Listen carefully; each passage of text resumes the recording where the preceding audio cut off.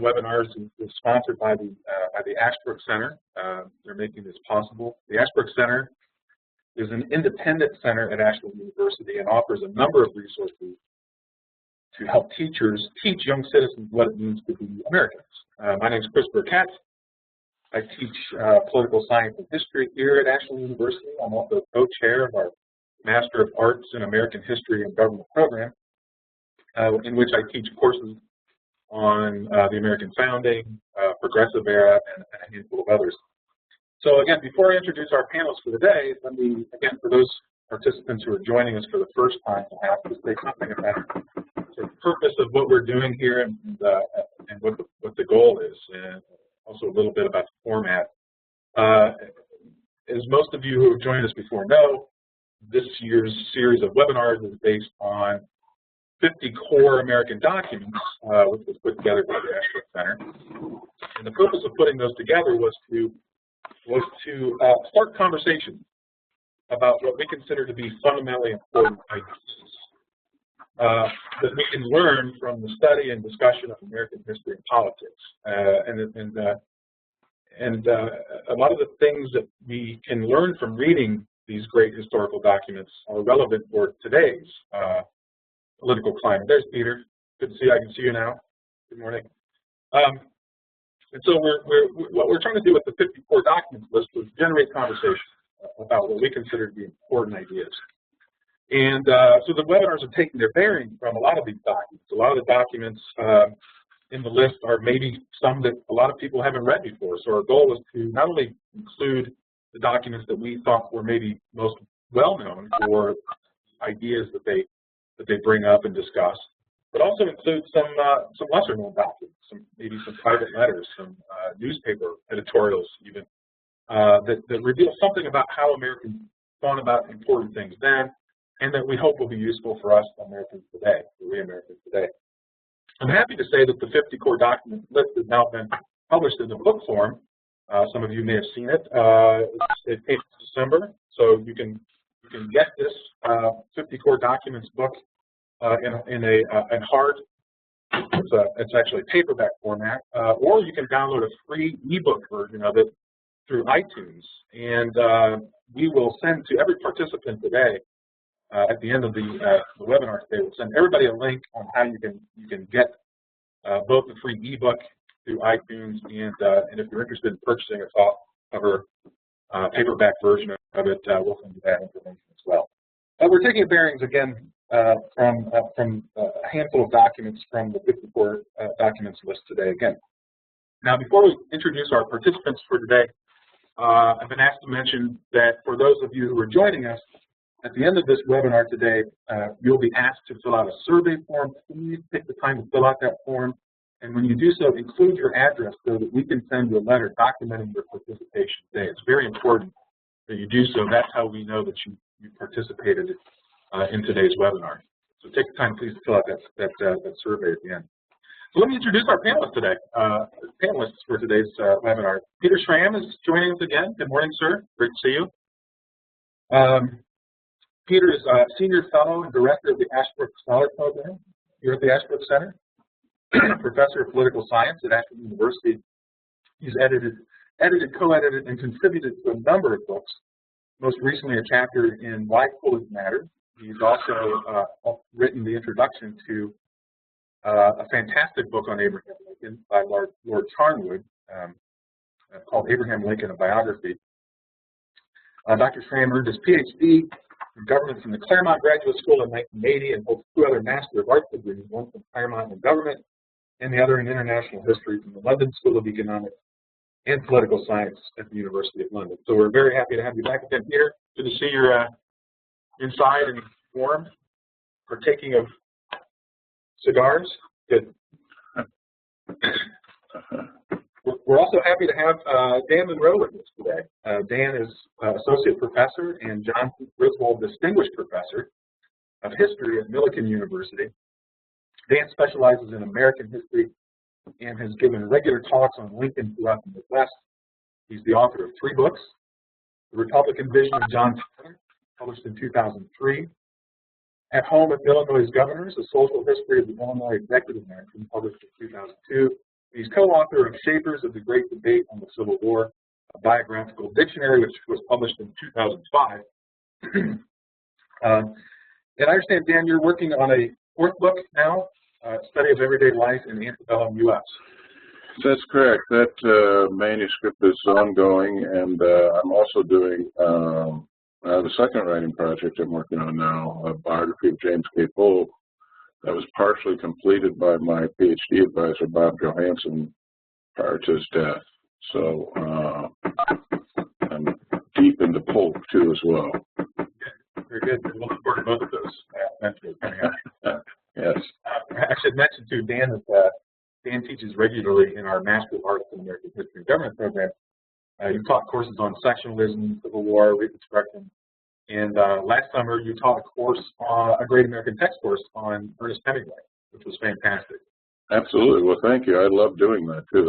That was a wonderful course, and we had a great group of students who relish the material too as well. So it's always, courses are always successful when you have wonderful students, and we have wonderful students in the Ashford Master's program. I second that. I was fortunate to sit on a few of the sessions, and there were some great conversations. But we're glad to hear it. Thanks for joining us. My pleasure. Our webinar today, the title is Sectional Divide in Antebellum America. And as always with these webinars, we ask participants to read a handful of documents from the 54 documents list, just to serve as a sort of springboard or foundation for our discussions today. And again, Professors Monroe and Schramm and I will have a conversation, but we encourage any participant out there to feel free to submit questions via the chat features that are part of the software, and we'll try to get to as many of those questions as possible during our conversation. But the 5 documents we're basing our conversation on today are Jefferson's letter to John Holmes of 1820 on the Missouri Compromise, the Webster Hayne debates in the Senate, which took place in 1830, the Fort Hill address by John C. Calhoun of 1831, Andrew Jackson's proclamation regarding nullification in 1832, and Abraham Lincoln's speech on the repeal of the Missouri Compromise of 1854. So again, we'll take our bearings from those documents, but gentlemen, as always, please feel free to discuss anything you think is relevant and interesting. But I'll just throw out a broad question to start with. Maybe we'll start with Dan, if you don't mind. It seems interesting that when we talk about sectionalism, right, the theme for today is sectionalism. And it seems to me that that term is it has a specifically American meaning. That is, I can't really think, I'm sure it's happened in other places, but sectionalism, it seems to be an American phenomenon. And I'm wondering if you could just say, maybe introduce it to, how do we think about this idea of sectionalism? What is it? What are the underlying causes of it? Or maybe another way to think about it, what is it about the American regime, if you will, the United States, the Union? Is there something about our society itself, our government, the way we are united as a people? Is there something about it that made sectionalism in some ways inevitable? What are your thoughts on that, Dan? We'll just start with that. I mean, that's a great way to start. I mean, it's a great way to leap into this. I think really the origin of sectionalism has to do with the uniqueness of the South and its growing, I would say, identity, especially after the War of 1812. I mean, the South becomes increasingly agrarian, and Southern culture becomes increasingly distinctive. I mean, I just got back from an immersion course, teaching immersion course in Charleston, South Carolina for 2 weeks. And what I was most struck by going to Charleston in 2014 was how opulent the city remained. I mean, how many immense plantations and beautiful buildings and churches that date from this period are still up in Charleston. And the reason that they're still up is that slavery was immensely profitable. The South became essentially wedded to the institution of slavery because of its profitability. I mean, we went to Middleton Plantation, for example, and Arthur Middleton was one of the signers of the Declaration of Independence. Arthur Middleton and his wife in the mid-18th century went to Europe for 3 weeks, or rather 3 years, on a kind of grand tour. They were overseas for 3 years, buying wonderful, beautiful furniture, silver tea services, and shipping them all back to their plantation.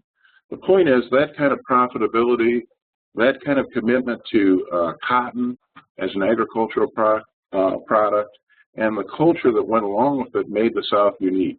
And after the War of 1812, that kind of distinctiveness, that kind of Southern distinctiveness, and the desire to defend the lifestyle that went with slavery is really what fuels the sectional divide. The North is much more economically diverse, although I think it's always important to remind students that the North was still a nation of farmers. And I think there's sometimes students think that there was a factory on every corner in the North in the antebellum period. No, that's not the case. It was still a nation of farmers. But they were farmers that were growing corn, wheat, not an immense cash crop that was going to be shipped to Europe or someplace else the way cotton was.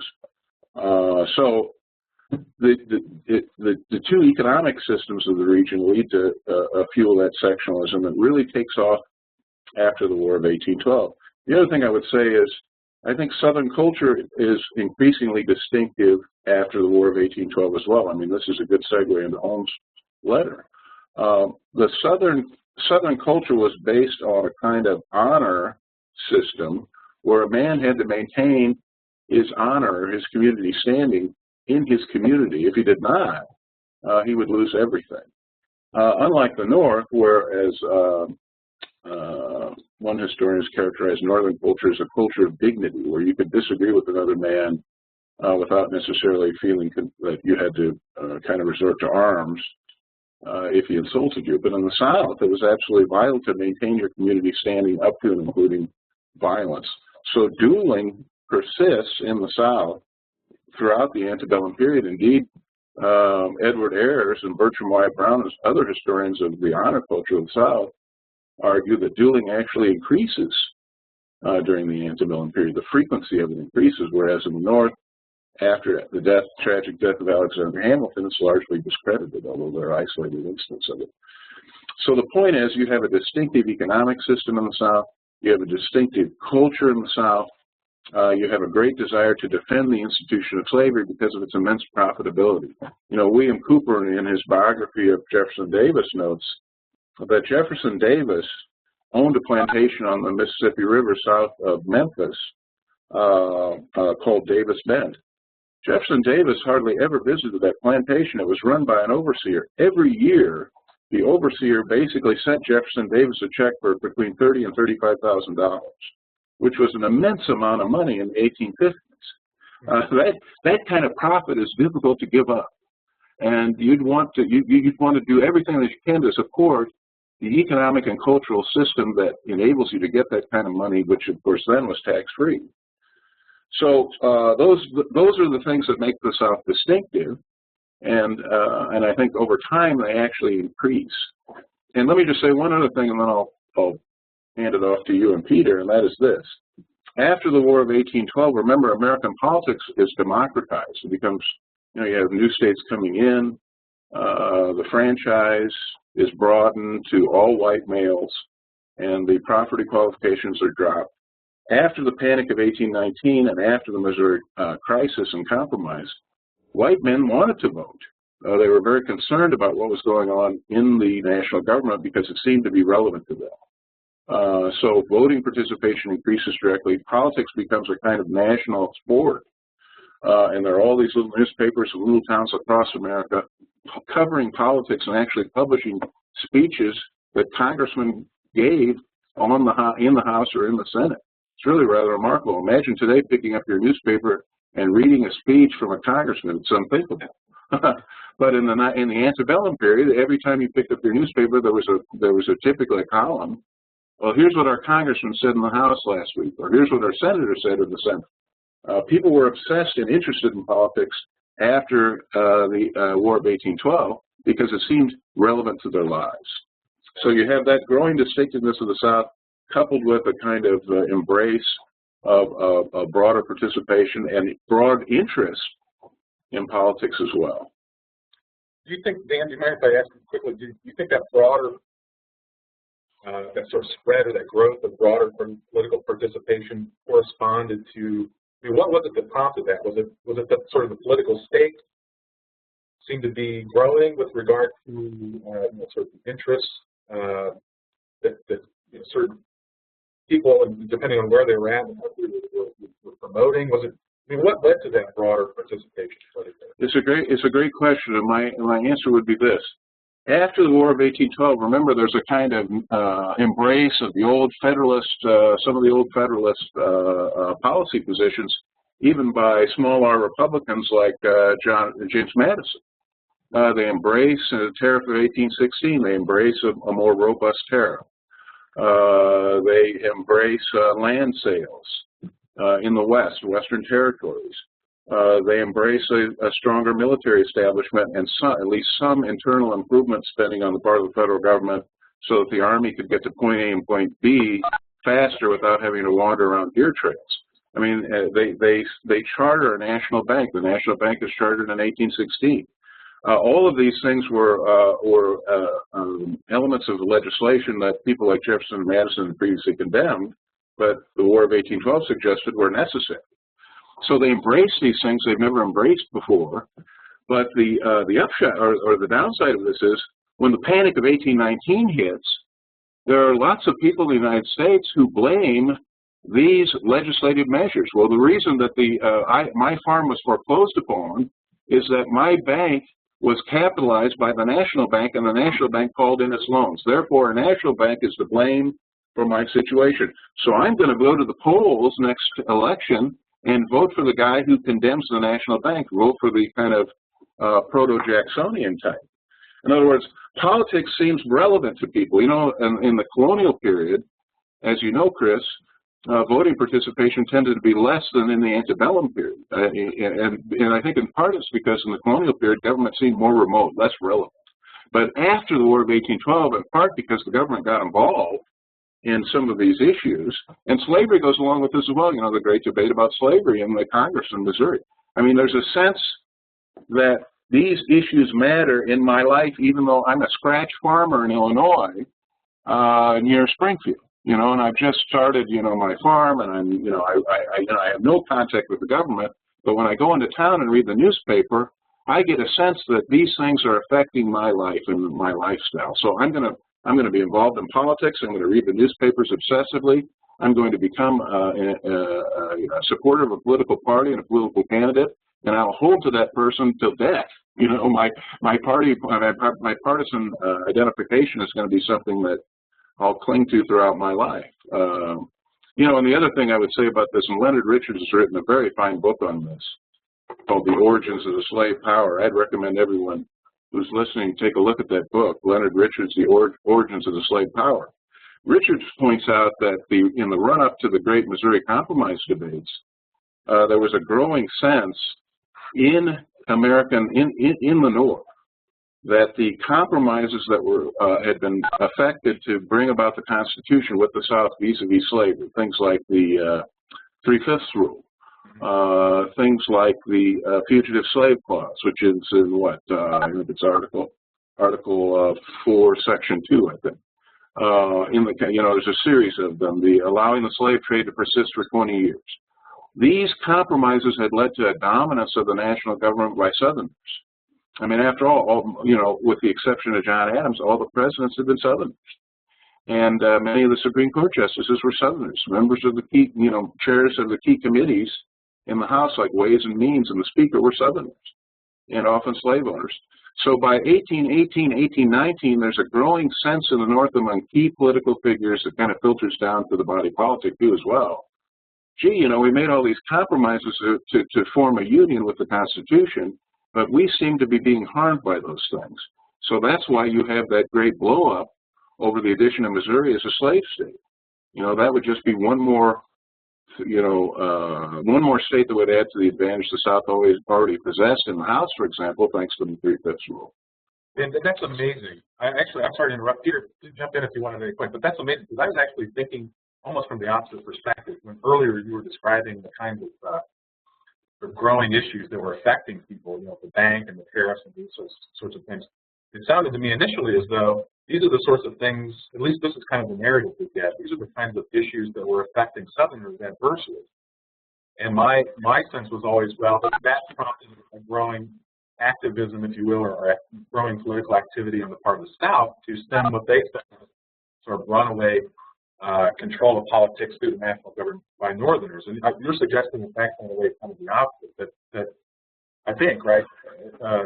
Well, I would say that I think that the two aren't necessarily mutually exclusive. I mean, I think that there's plenty of anger in the South over the tariff, over the national bank, over the federal government even getting even in a very limited way involved in internal improvements.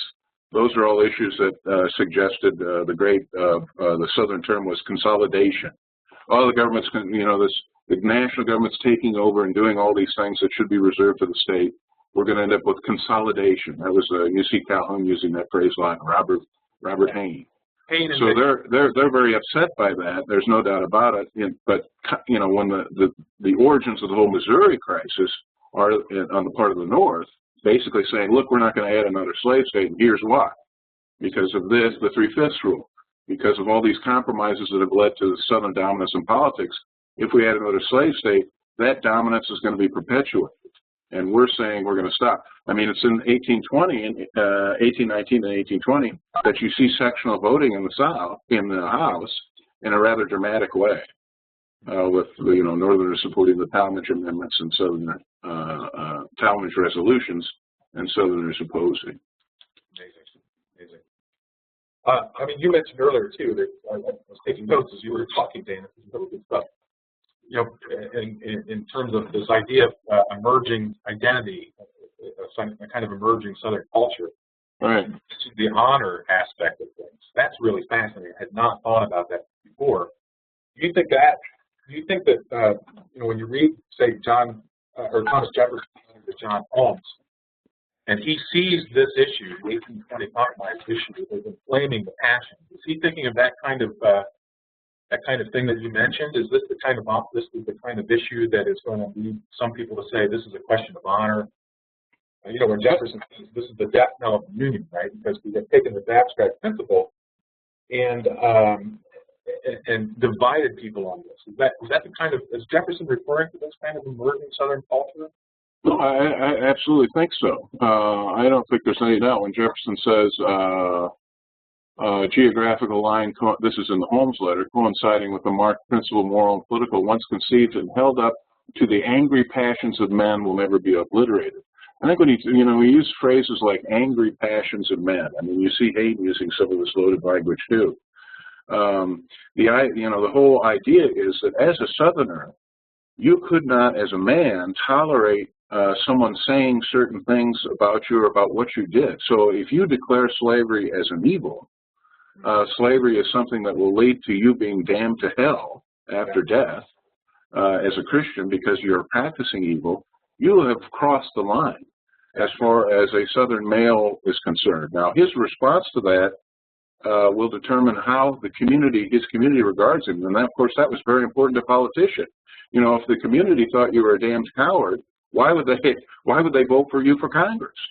So, because of this loaded language, the whole slavery debate gets caught up in the Southern honor culture, and it's very difficult for Southern politicians to compromise or even suggest the possibility of a kind of middle ground on it, because to do so would, because of the loaded language that some people use, would suggest or would open them up to charges of cowardice. William Cooper does a great job describing this in his book, Slavery and Politics. After 1835, every Southern Congressional Congress, in other words, after the abolition movement really starts to take off, every Southern Congressional contest includes a kind of, he doesn't support slavery enough. In fact, he may be a closet abolitionist, and I am not. I'm a robust supporter of slavery. In other words, they took that, it was kind of like a cultural, social issue where you tried to tag your colleague or your opponent as too liberal on this issue. Well, he may not be reliable on slavery. You can't trust him. He's a closet abolitionist, or he has sympathy. and vice versa. So that embittered, you know, when you're in a situation where every congressional race comes down to who is the staunchest supporter of slavery, how can you possibly, when they get to the national, the national House or the Senate for that matter, how can you possibly entertain any kind of, resolution on compromise on slavery or some kind of middle ground? I mean, this explains why the Congress was divided for 4 years over the Mexican accession from 46 to 50. I mean, Southern congressmen simply could not compromise. It was impossible for them, culturally, socially, politically, on multiple levels. It was very difficult. But shedding a lot of light on the Hain debates. I mean, because again, Peter, sorry, go ahead, Peter. Well, I think all this is very good and so on. After I figure out who Polk was, pay more attention. Knew that was coming. Sorry. That's right. Well, read my book. Yeah, not yet. I'm one of the last things. It's in my bucket list. Look, what I don't understand, your articulation is very good, very interesting, and so forth. But why is it? Why is there a direct connection between the support of slavery, progressively stronger support, the more you become dependent on it, because it's a wealth-creating mechanism, and the honor culture? What's the connection between those two things? I mean, I don't see the connect. I mean, I think you're right that there was this honor culture, and we still see it, by the way. That's why such a large percentage of the military is, basically Southern-based still. Right. It's amazing. But it also seems to me that there's something in the South that resembles, European aristocratic modes. Frankly, there was a kind of, if we don't know what that means exactly in some big theoretical point, all you have to do is look at, Southern politicians or, for that matter, generals, Robert E. Lee, and compare him to Ulysses Grant, and what they look like, how they move, how clean they are or not, what they look like when they come riding into Appomattox, Absolutely. That's a great point. I mean, I just to jump in, I often point that out when I lecture on the end of the Civil War. I think actually the appearance of Lee and Grant and Appomattox is very emblematic of the difference between Southern culture and the emerging Northern, largely middle class. I mean, Grant, as you know, Peter, Grant arrives with his uniform caked with mud, and he's ridden all night to get there, and he's got a kind of a staff that's equally disheveled. And Lee comes resplendent in this dress uniform with a yellow sash and a dress saber, and he's got one aide with him, and he looks like what he is, which is a kind of plantation aristocrat. Yep. It's very emblematic of the two. As far as the two regions. Finish that thought, then, to interrupt, and then please go on. But remember that the other manifestation of the difference between what you're calling the two cultures is revealed at the meeting itself, when Lee goes around waiting for Grant to arrive and shakes everyone's hand, with a dozen or so officers there, Union officers, all of whom knew one another, of course, and knew Lee because of West Point and so on. And then when he gets to, what's his name, Grant's scribe, his Major Eli Parker, a Seneca Indian, remember what Grant says? What Lee says. Lee says, at least there's one American amongst us. Which, of course, Eli Parker famously replies, "We're all Americans now, General." But the fact that Robert E. Lee actually thinks like that, as a kind of multiculturalist, a moral relativist almost, that the Americans are really only the Americans who were the native. You see, it's blood. This is still blood. You see what I mean? It's really remarkable to me. The American idea of freedom, as originally laid out, just sort of went past them by at this point. And it's probably post-1812, as you put it. That's fine. And it's partly because of their attachment, their interest growing, and the wealth that came from the institution, which in the beginning, they didn't justify. They thought it was a moral wrong. And all of a sudden, the moral wrong becomes a moral right. And then you get people like, George Fitzhugh writing his books and so on. Right. Well, I think that's a great point, Peter, especially about the, from Lee's perspective, the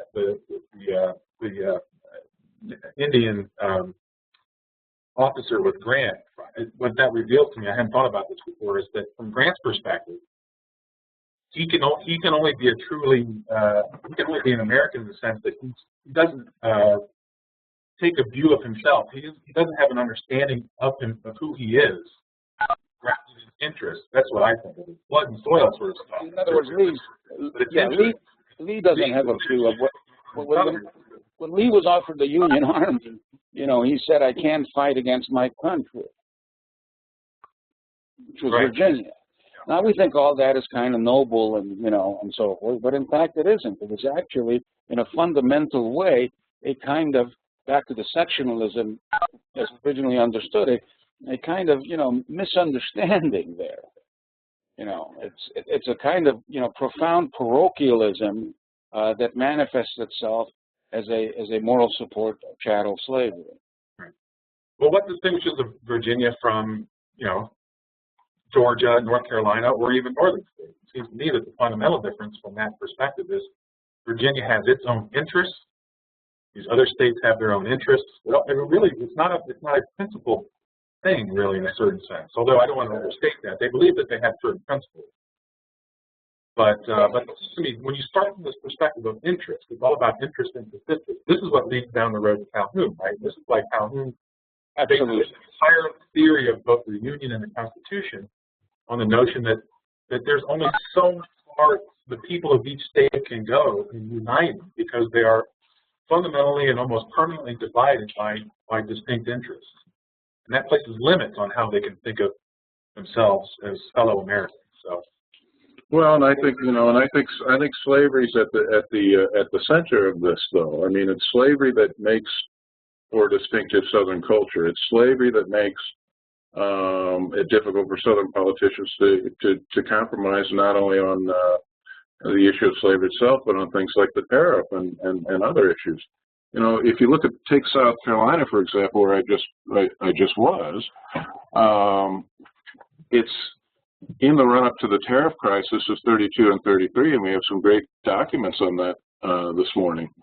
What you find is that the upland farmers in South Carolina were anti-tariff because the tariff was very harmful to them. They had to pay higher prices for finished goods. So, in other words, they really resented the tariff. But the Tidewater aristocrats around places like Charleston, those opulent cities, who were, frankly, the richest people in America at that time, in the United States, they were basically anti-tariff because of their concerns over the abolition movement. The abolition movement had gotten off of the ground in 1829 with Walker's Appeal, and then Garrison follows with the Liberator, and was already very aggressive by 32 and 33. So in part, their concern with the tariff was driven by their concern over the fate of slavery in a national government that, in their minds, was going beyond certain boundaries. And if it could go beyond certain boundaries on the tariff, then maybe it would take some kind of steps against their peculiar institution. That's their phrase, the peculiar institution. So I often get, and I was frustrated in South Carolina because sometimes I made this point on a number of occasions about how people tend not to see or try to dismiss the institution of slavery in this period as being a factor. Of course it was a factor. Not only was it a factor, it's central. It's central to the debate. It's central to the culture. Yeah, fascinating.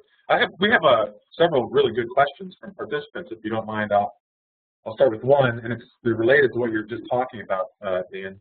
If the South could not actually, let me start with another. The textbooks talk about the role of the cotton gin in increasing the profitability of slavery. Is this accurate or overblown?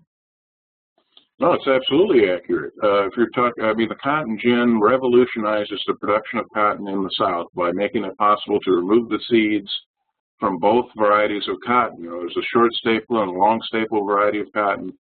They're loaded with seeds, and you had to pay the slaves to take the seeds out by hand. It was very long and process. With the gin, you can produce bale after bale after bale. And that revolutionizes production, makes production increase dramatically. At the same time, thanks to the Napoleonic Wars, the price of cotton skyrockets, and essentially, especially for the varieties of cottons produced in places like the Sea Islands off South Carolina, in other words, the better forms of cotton. The price of cotton throughout the antebellum period, although there are dips, if you look at it over a continuum, is relatively stable. It's a very profitable cash crop, and millions of acres of land came into production after the War of 1812 thanks to Andrew Jackson, and then even more after Indian removal.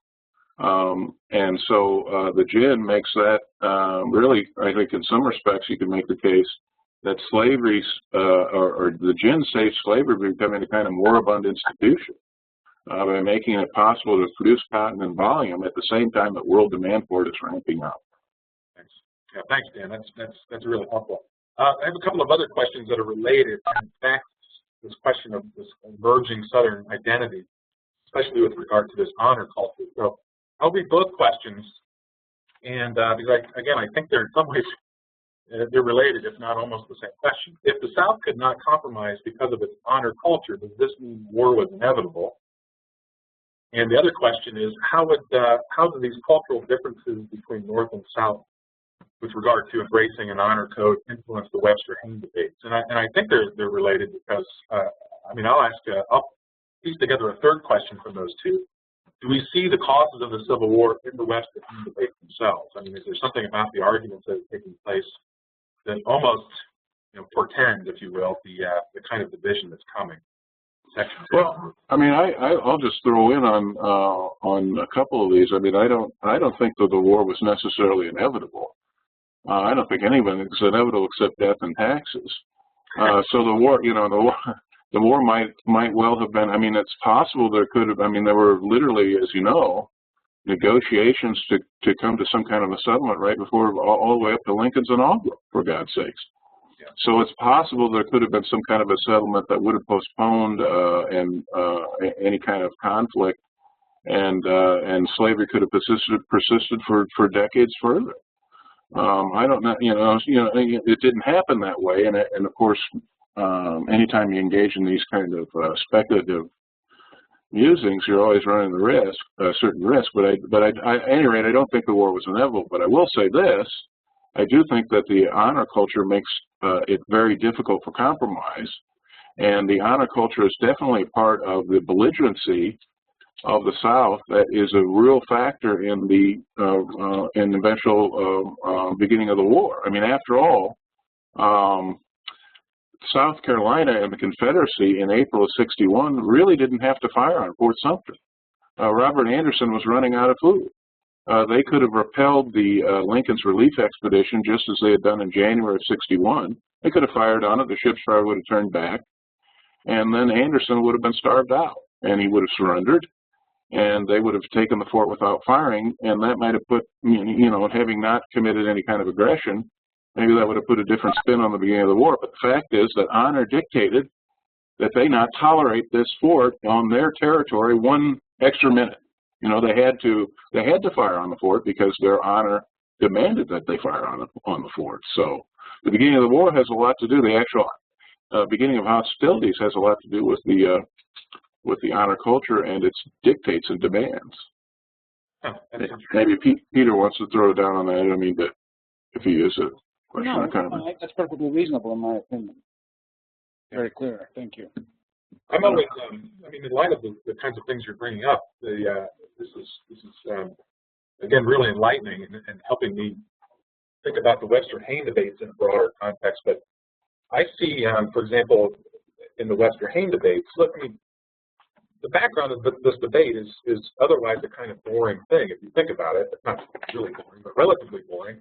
Or they start debating in Congress, Senate, I guess, right? Whether Congress should be able to use the public lands as a sort of independent source of revenue. So not exactly the sexiest of debating topics, I suppose, but this debate, it very quickly becomes very heated, very passionate. And I can now see this honor thing that I think you're bringing up emerge, especially in the responses of Haynes to the kinds of things that Webster would bring up. And I don't know that Webster, intended for these, to be inflammatory, maybe he made some claims that were otherwise sort of innocently made, but what gets Hayne really fired up in this debate is the mention of Webster, the contrasting of the prosperity in Ohio and the way of life in Kentucky. And I believe Webster is making those comments in the context of, look, in the North, in Ohio especially, Ohio is the example, you see the benefits of union, you see the benefits of internal improvements, you see the benefits of these sorts of things, and you see in Kentucky just the opposite, right? Which I suppose he was suggesting is the result of a kind of resistance to utilizing the union to promote the good of the whole somehow. But he just contrasts those two, and I don't think he ever mentioned slavery explicitly. But boy, does Hayne get ticked at this, right? And he says, in contrasting the state of Ohio with Kentucky, I smell that old Missouri question again, right? all Webster does is it's contrasting two states, and Hayne really gets fired up and brings up the kinds of things that you were mentioning earlier, Jen. Right? So, sir, he says, when arraigned before the bar of public opinion on the charge of slavery, so now Webster is accusing them of, slavery is the root of all evil in the South. It's the cause of their lack of development. But when arraigned before the bar of public opinion on this charge of slavery, we can stand up with conscious rectitude, plead not guilty, put ourselves upon God and our country. And then he goes on and he calls people of Webster's views on these things with regard to slavery fanatics, right? He describes it as a kind of fanaticism. So you can really see these passions coming out, and you can see it's a kind of a sense of honor thing, I think. He's got to represent the sort of people of South Carolina on this, and it really gets them fired up. But I was fascinated by how easily that whole thing sort of gets cut off. But no, I think you're absolutely right. I mean, in the paragraph above the sentence that you quoted, Hayne says, this goes to the honor culture, he says, we're going to make a firm and manly resistance, due to our own character. And he also says, the impression which has gone abroad of the weakness of the South as connected with the slave question exposes us to such constant attacks, has done us so much injury, is calculated to produce such infinite mischiefs, that I embrace the occasion presented by the remarks of the gentleman from Massachusetts to declare we are ready to meet the question promptly and fearlessly. Yeah. I mean, that fearlessly, promptly, manly resistance, firm. These are all, examples of the honor culture in action. We can't, and we're not going to. And Webster does say that he thinks slavery is evil. He says, I'm not here to attack slavery, Webster says, but by the way, I think slavery is evil. And and Hayne, he's very belligerent and very sensitive about this. Any suggestion that slavery was somehow immoral or that what they were doing was evil. I mean, evil. Keep in mind, evil is a really loaded word. If you're evil, you're off the table of civilization. You're somewhere else. You're a barbarian. So I think that's a very perceptive read of Hayne, Chris. That he's absolutely tweaked by Webster and seems to. And it's the other interesting thing, and you put your finger right on it.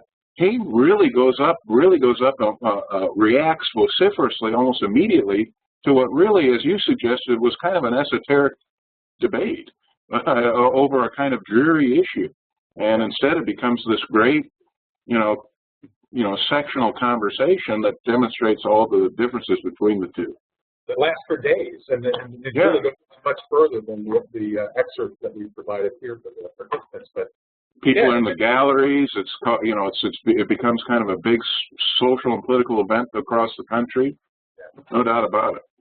And Webster, again, I don't know that Webster's, of course, a very clever speaker, very smart guy. I don't know that he intentionally meant to bring this out, but after Hayne really goes on the attack after this, I think then Webster starts to poke at him a little bit. He starts referring to him he starts referring to men from the senator's part of the country, or people from that part of the union, and these sorts of things, to really sort of characterize a particular way of thinking. And it seems like what Webster is trying to do is distinguish two emerging views with regard to what the union is. So we narrow-minded men of Massachusetts, he says, for example, right, being sarcastic, we don't take a limited view of what the Union is. We think of the Union as comprising this common enterprise of all the people of the United States, for the benefit of all and the whole, and we're willing to use the resources of this because we have a broad view of how, this particular kind of interest in this state affects and promotes the interests of others. And he's really trying to paint Hayne as and people like Hayne as having a very imperfect and almost, pre-Constitution, if you will, pre-1787 view of the Constitution, and therefore pre-1787 understanding of the Union. And I'm not absolutely so, and I think there's a lot of Webster and Lincoln. When we talk about Lincoln later this morning, I mean, I think that Lincoln read this debate and internalized Webster's argument about the Union being not something that can be sundered. Yeah. And indeed, there's a lot of Andrew Jackson in Lincoln too, as well. Or Jackson reading today. Yeah. I was going to say, when you read Jackson's proclamation on nullification, there's an irony. Absolutely. And you can see, I think you see some of Webster's arguments show up in Jackson's proclamation, although Jackson's been rolling over in his grave, if you heard me say that, I'm sure. No, I think that's absolutely right. I think there's a continuum here. This argument goes from Webster to Jackson to Lincoln and to others who are defenders of the Union. I mean, the idea of leave is indissoluble. The other thing I would say is that on this Webster-Hayne debate is note Hayne's defense of the institution of slavery, and one of our questioners mentioned this earlier, and that is this: Hayne argues that slavery is beneficial to the slaves. Right. That otherwise they would just be at in a state of destitution, and that in effect what they're doing is a kind of charity work by employing them. And he contrasts what he considers the great situation of slaves in the South, who are being taken care of by their masters, with the situation of free Black Americans in the North. So you see who are supposedly destitute in places like Philadelphia. So you see the Southern pro-slavery argument in all its elements here in Hayne. It's kind of thrown out. And this is early. I mean, this is only at the beginning of 1830, but they already have the kind of slavery as a positive good argument in all of its elements right here. Yeah, and Peter, that argument is expanded by, again, people like George Fitzhugh, not only against free blacks in the North, but free white laborers who are treated worse than our slaves in the South, right? So it becomes anti-free market, anti-capitalist sort of an argument against freedom. It's very interesting how that developed. I just wanted to say that. No, that's perfect, Peter. That's what I was going to ask you to say more about that, because as Hayne says at one point, in referring to that, thousands of deluded victims of fanaticism were seduced into the enjoyment of freedom in our northern cities. I mean, just listen to the language. Yeah. Freedom, this understanding that there's this emphasis on freedom and free market labor, these sorts of things. It becomes a form of fanaticism already in the minds of people like Hayne. And he talks about visit the dark and narrow lanes in the school recesses, which have been assigned by common consent as the abodes of those outcasts. So, yeah, you can see the seeds of this critique of free market labor, the free market system, if you will. For sure, it becomes a regular part of the rhetoric of Southern politicians from 1830 forward. Yeah. Our laborers are better off than your laborers because they get 3 squares a day and a place to sleep, right. and yours don't. The northern argument has always been, as Lincoln makes clear, many places, including the Wisconsin agricultural speech, just enters my mind, that that the difference between freedom and slavery is that even if the day laborer is badly treated, he has the opportunity to labor for get people to work for him over time, as Lincoln himself implies he has done. Another way of putting that is, his address to the Ohio Regiment. Remember what you're fighting for here. You're fighting for for the possibility that your children might stand where your sons might stand where I'm standing, and so on. So that focus on freedom and how that is attached to the union, and or does the union stand for something, becomes, of course, a critical issue. And one side simply answers no. It's sort of like an alliance, based on ordinary interest, and when those interests, it's argued in favor of secession. When those interests can't accommodate one another, then you can leave. Whereas the argument for a kind of almost teleological view of the union that Lincoln had said, no, you cannot leave, and that's why it's perpetual, because there's something, this principle called freedom, for which we stand. Yeah, absolutely. Lincoln characterizes some of the, I know the fragment you're referring to, Peter, which is one of my favorites by Lincoln, where he says, what free labor offers that slavery cannot is hope. That's right. He actually calls it hope. And he, gives an example, take a slave who, harvests 10 bushels of something a day, and you tell him he's going to get paid to do that and he can keep a portion of his wages, he will double. You'll see him double, how much he's able to harvest in a day. Why? Because he knows that offers hope in the future of, as you point out, someday hiring workers of his own, free labor, right? That's right. And I think, once again, just a footnote back to the sort of European aristocratic mode, the ancien regime mode, wealth creation. Wealth creation was thought of by the ancien regime as not possible under a regime of freedom. It was not possible. So when Lincoln gives his eulogy to Henry Clay in 1852, the central paragraph for me is that one where he says Clay loved his country not only because it was his country, but because it was a free country, and we could prove to the world that free men could be prosperous. That's really very interesting. Yeah, that's great. That's very interesting. We have a number of great questions, if you don't mind me asking a few. Where do I start? I'll just read one. Haynes says in the Webster Haynes debate that we could not send slaves back to the shores from where their fathers had been taken. Was colonization something that was ever considered by Southerners or slave owners, or is Haynes being disadvantaged?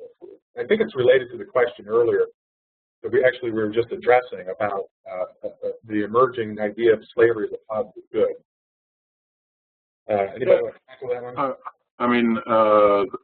Colonization was embraced by some Southerners, and the head of the American Colonization Society for many years was Henry Clay, for heaven's sakes, who was a Kentuckian and a slave owner. But of course, Hayne is quite right. Colonization always was kind of a fake panacea. It would have been impossible. There were 4 million slaves by 1860 in the United States. It would have been impossible to send them back to Africa, and of course, they didn't want to go. And so it was always something of a kind of false solution, but it sounded good to people, and serious politicians thought this was the way to deal with the racial divide. We'll just separate. Of course, Lincoln was a devotee, I think in part because Lincoln thought Clay was his beau ideal of a statesman, a devotee of colonization for a time, but it was never practical. But there were Southerners who suggested that if you were going to deal with slavery, if you were actually going to finally get rid of slavery, there would have to be some kind of a separation, because of the specter of Santo Domingo and other slave revolts where the slaves killed all the whites on the island after they were freed. Right? That was always the great specter. That's what, in Jefferson's letter, Jefferson says, well, justice is on one side and self-preservation on the other. What does he mean by that? Well, of course, slavery is wrong. It's an injustice, but so the slave should be freed. But self-preservation demands that they not be freed, because if we free them, they will kill us, the way that they did in the Caribbean. That was always, of course, the great fear. So colonization was bandied about by Southerners for that reason. Yeah. By the way, can I interrupt that wonderful articulation to ask Dan a question? The fact that slaves, before the Civil War, or of course especially during the Civil War, did not do something like that is really one of those remarkable things in American history that merits consideration. I don't mean to give it its full-blown consideration here, but I just want to ask Dan, who's more familiar with sources than I am, has there anything been written on that? I mean, why recently freed blacks or not yet freed blacks in the South, for example, during the Civil War didn't simply devour their masters, most of whom were gone anyway, the way I would have, that would have been my inclination. Absolutely. Why didn't that happen?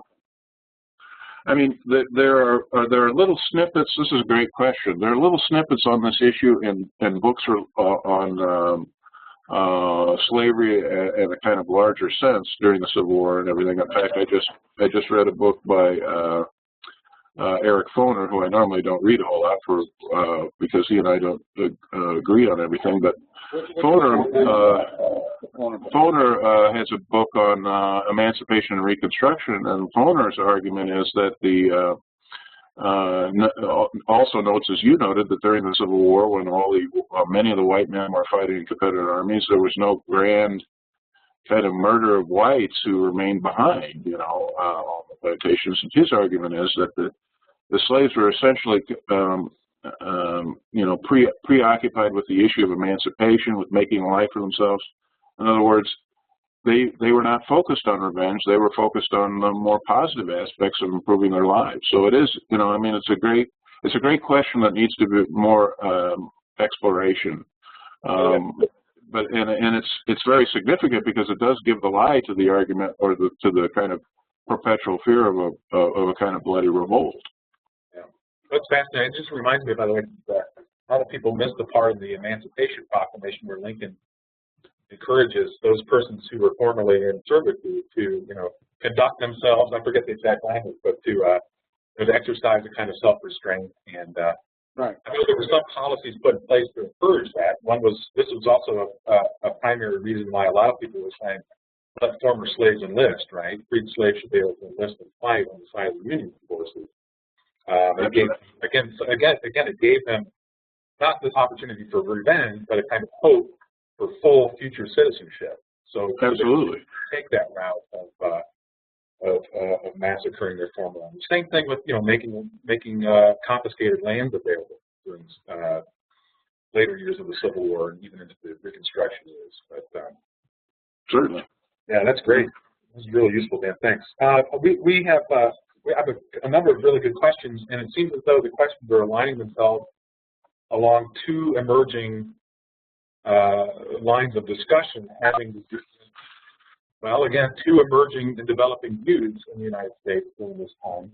One, and we've been talking about both of them, there seems to be an emerging view of the meaning of the Union, how to understand and interpret the Constitution, and how to think about the Union between Northerners and Southerners. And then there's this emerging, developing understanding of what freedom means, and even emerging views on the justice or injustice of slavery that seem to be developing. I didn't do that very well, but I need to say there seem to be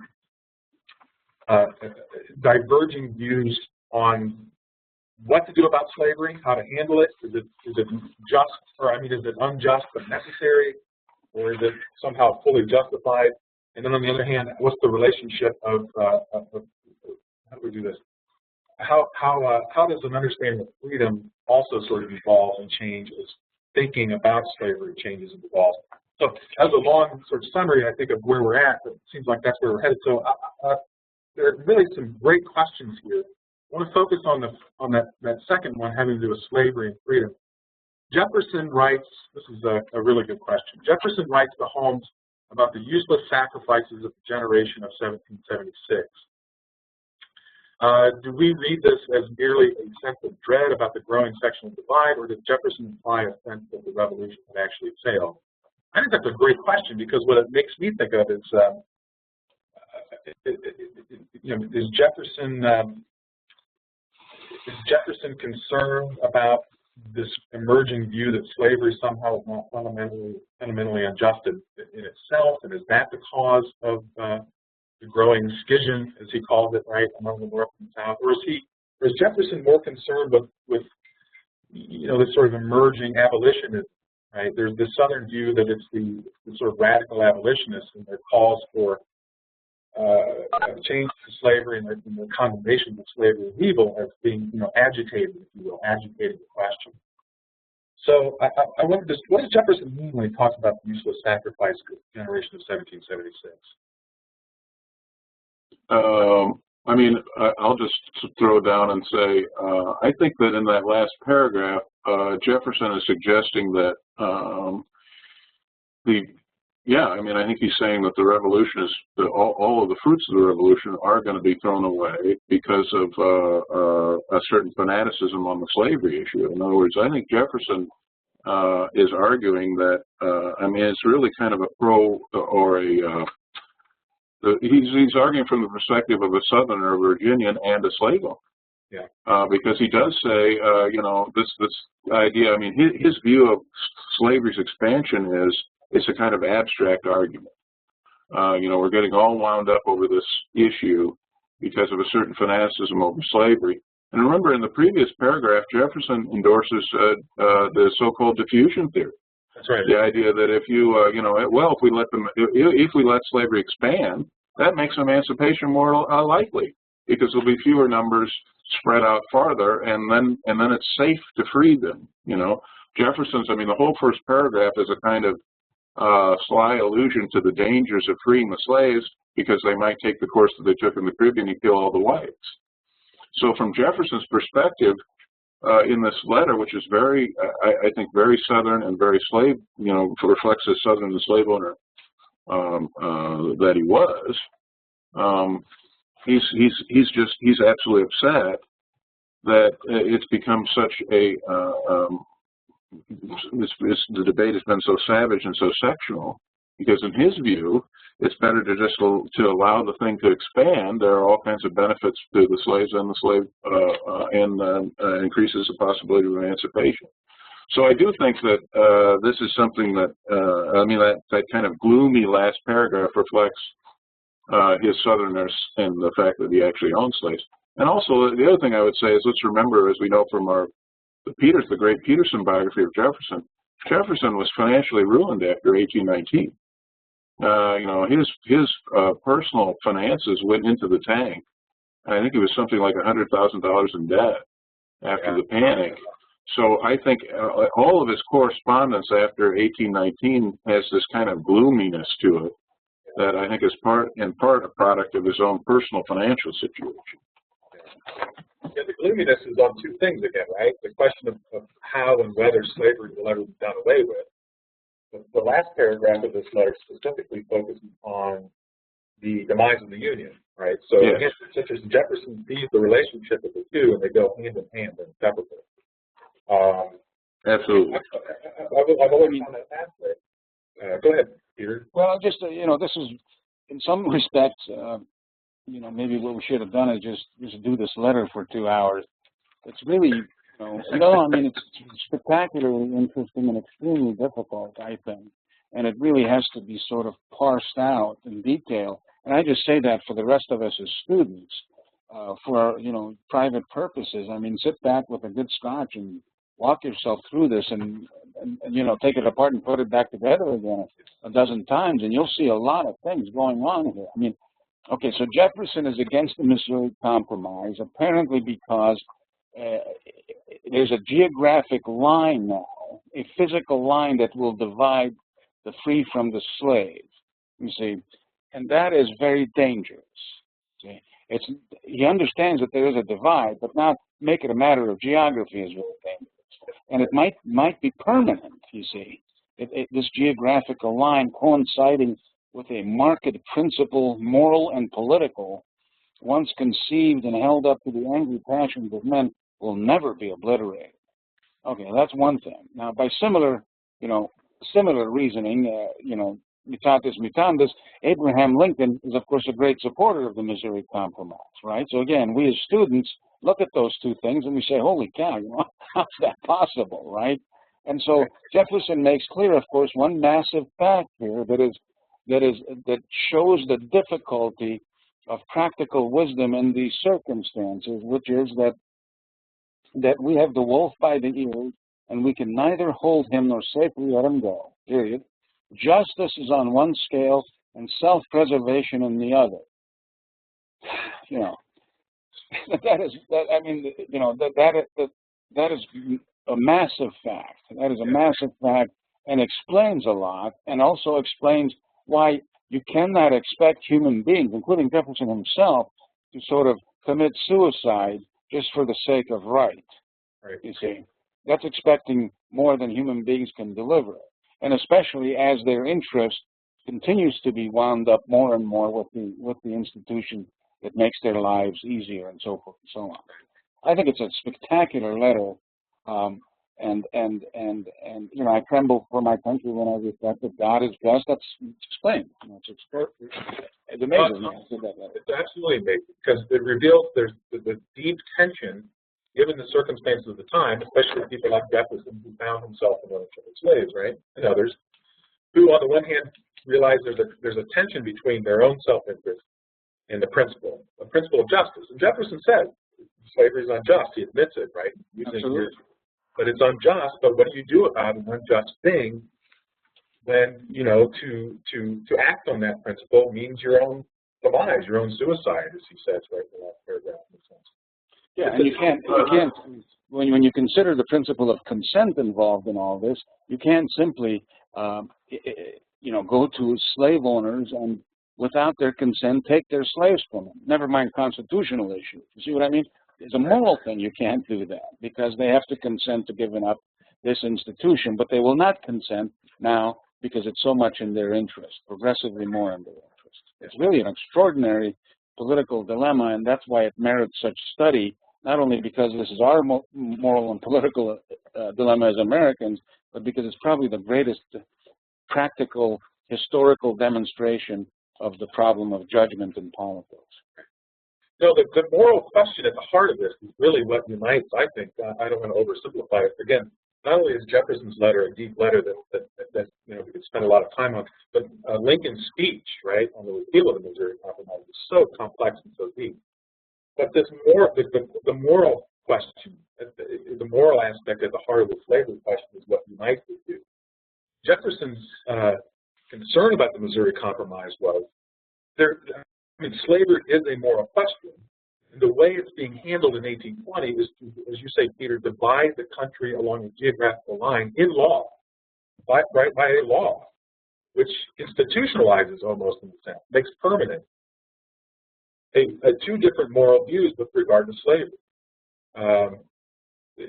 And yet, from Lincoln's point of view, it's not bad to do that because the alternative is what happens with the Kansas-Nebraska Act. That's right. That's right. That becomes the alternative. So he's aroused to go back into politics because the Kansas-Nebraska Act basically says, hey, we'll overcome this problem by voting on it.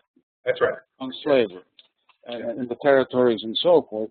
And in doing that, our position with regard to the rightness or wrongness of slavery, according to Steve Douglas, according to Lincoln, is overcome. In other words, it's an amoral position. We're not going to take a moral position on it. And Lincoln says, no, you cannot do that. That's worse than anything. That's right. Let's revivify the Missouri Compromise, you see. Because otherwise, so, but you know, by the way, I mean, that Lincoln speech, of course, and again, as students, just mark this for yourself. Lincoln gives the same speech over and over again for 6 years. Right. I mean, isn't that something? That's the Peoria speech is the most important speech Lincoln ever gave politically. I understand that the Gettysburg Address is, you know, the greatest short speech and most patriotic speech and the second inaugural and all. I understand that. But really, this is the speech. If you understand this speech, you understand not only Lincoln, but the politics of the period until his election and secession. That's brilliant. Quite so. Yeah, I mean, and again, just if you don't mind me playing with that, just to be clear in my own mind, because that was really, really informative. Again, Jefferson admits that there's a moral question in slavery, over slavery, but now the Missouri Compromise divides North from South, and the view of the North becomes slavery is absolutely evil and must be done away with. The view of the South is, I think Jefferson is giving the view of the South in his own sort of musings here, right? Slavery is evil, but it's in conflict with self-interest, and we don't know how best to go about doing it because we have to go 5 years. What happens after this, of course, is, see, Jefferson's not making the slavery as a positive good argument. Slavery as a positive good argument, as you were saying, Peter, it takes away any moral basis for this question, in a sense, or it moves toward that, right? That argument is moving towards Stephen Douglas, who you mentioned. You know, Douglas tried to remove any moral considerations from the slavery question. Whether people in a territory want slavery or not is merely a matter of interest. It's merely a matter of preference. And that's why, as you say, Lincoln says the good thing about the Missouri Compromise is it admitted that there is a moral principle at stake in this question. So Lincoln, in other words, the Missouri Compromise doesn't say that slavery may be okay. You see what I mean? That the principle that slavery is wrong still stands with the Missouri Compromise, and that's no longer true with the Kansas-Nebraska Act. Now, how all that relates to Calhoun or doesn't is interesting. So Calhoun doesn't become the great Lincoln interlocutor, see? It's kind of not relevant in a certain way because Calhoun is justifying political action just for the sake of slavery. The great interlocutor becomes this northern man, Steve Douglas, who, of course, is not really a pro-slavery man, interestingly. Right. He just wants peace in the Union. Yeah, he wants to preserve the Union by taking the moral, by really doing a sort of Jeffersonian thing, in a sense, if you think about it, right? By removing the cause of these angry passions being aroused. From Douglas's perspective, you just let people vote on it. Majority rules, right? Popular sovereignty. You have remove this bitter cause for sectionalism. Yes. If you just make slavery into one of the local laws, or like cranberry laws in Indiana, or, liquor laws in New Hampshire, then you've got it made, and that's what Lincoln objects to. Right. But you got sort of I mean, Lincoln famously says that it would be fine to to adjudicate things at the local level if a black man was the same as a hog. Exactly. Right. But the fact of the matter is he is not. It's a human being. Therefore, you have to go back to the Declaration. Yeah. I just wanted to say one thing about Jefferson's. If I could just leap in here, Jefferson's point on what to do about slavery. He endorses in this letter his solution is a general emancipation, expatriation, which basically is colonization, and he says it should be gradual. It's actually very similar to what Clay and then later Lincoln and other Whigs advocate, a kind of gradual emancipation with compensation, and then expatriation or a kind of gradual black exodus. Yeah, that's right. Okay. We have other really good questions related to these things. On the other side of this line of thought that's developing, the nature of the Union. One person wants us to unpack the meaning of the word consolidation, as it was used by opponents of a strong central government prior to the Civil War. What was consolidation, and why did people fear it so much? Well, if I could just throw in on that, I mean, after the War of 1812, you see this. There's this, that embrace of all this nationalist kind of proto-federalist legislation by even people by Madison. There's a kind of sense of a growing centralization or growing strength on the part of federal government, and I think there was a great concern on the part of Southerners that consolidation, that growth in the power of the federal government, might at some point be used against the institution of slavery, which I think they felt fundamentally uncomfortable with. I mean, after all, it's Southerners who will call it the peculiar institution. That's their phrase. So, which I think conveys a certain moral ambiguity that they felt even while they were making arguments like the positive good argument. You see a lot of congressmen. I mean, of course, I did a dissertation that was later published as a book on John Tyler. And in Tyler's correspondence, there are lots of concerns in the 1820s expressed about the growing power of the national government, about the sense of consolidation. I mean, Tyler says in his correspondence, everything's becoming national. And national is a phrase that's used everywhere. The National Hotel, the National, in Washington, D.C., the National Hotel, the National Intelligencer, the newspaper is called, the National Restaurant, and that made Southerners uncomfortable. I mean, if they're, and that's, I guess, the origin of the term consolidation. Everything seems to be, all these great issues are being decided by the national government, and the national government is becoming more involved in state affairs. And this, at some point, might be a perpetual, when you couple that with this moral crusade against slavery by people like Garrison and Frederick Douglass later, that might end in, be a threat to our way of life and culture. And again, that culture, that way of life informed by the existence of slavery. Yeah, right, exactly. And what are your thoughts on this, if you don't mind asking? I mean, I'm sure you're familiar with these arguments that slavery had nothing to do with the conflict. I mean, you've heard these arguments. How can people come to that conclusion? Well, I mean, it's just kind of silly, you know. And I have these discussions every year, all year, with people and who are trying to make. I mean, I was just in Charleston. So, of course, I had people making the argument that the war was a product of, I mean, some people call it the war of northern aggression still. Look, I mean, the tariff wasn't irritant. There's no doubt about it. The South was primarily an agricultural region. They did have to pay higher prices for finished goods that came from overseas because of the tariff. But the idea that the war was a product of that kind of irritation is kind of silly. And when you look at, the other thing is, when you look at how the tariff was adjudicated in the antebellum period, there were more or less perpetual compromises to try to lower the tariff. I mean, after all, the 32-33 nullification crisis ended with a reduced tariff. And throughout the 1840s and the 1850s, although there's a tariff, it's always a kind of moderate tariff. It's not like the rates were, you know, confiscatory.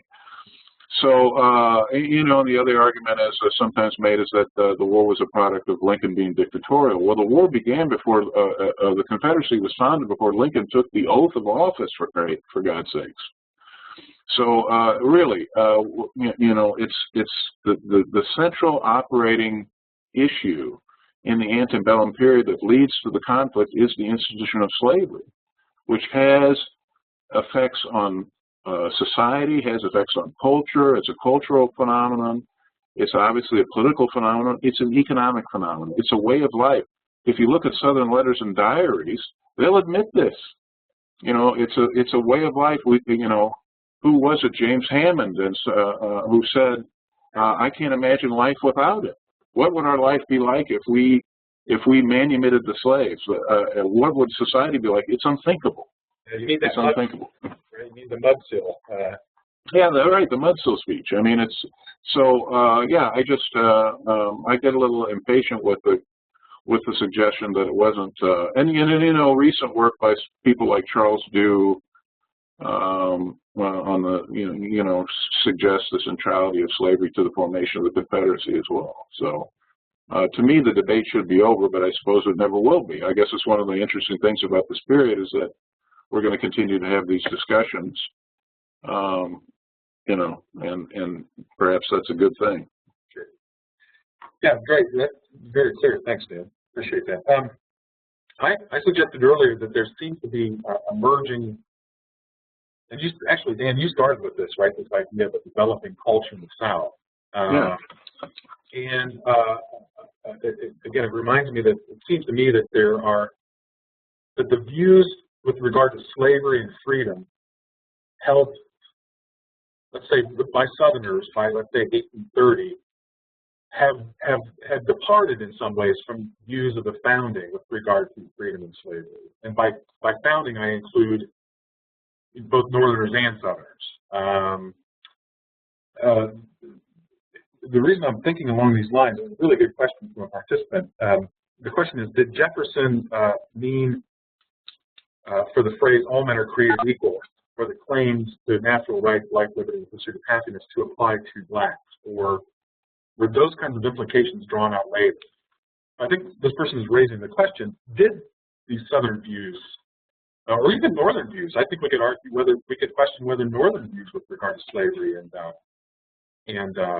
you know, freedom had not diverged somehow or departed from the views of, say, you know, 1776 through the 1790s. I mean, how do you approach that question?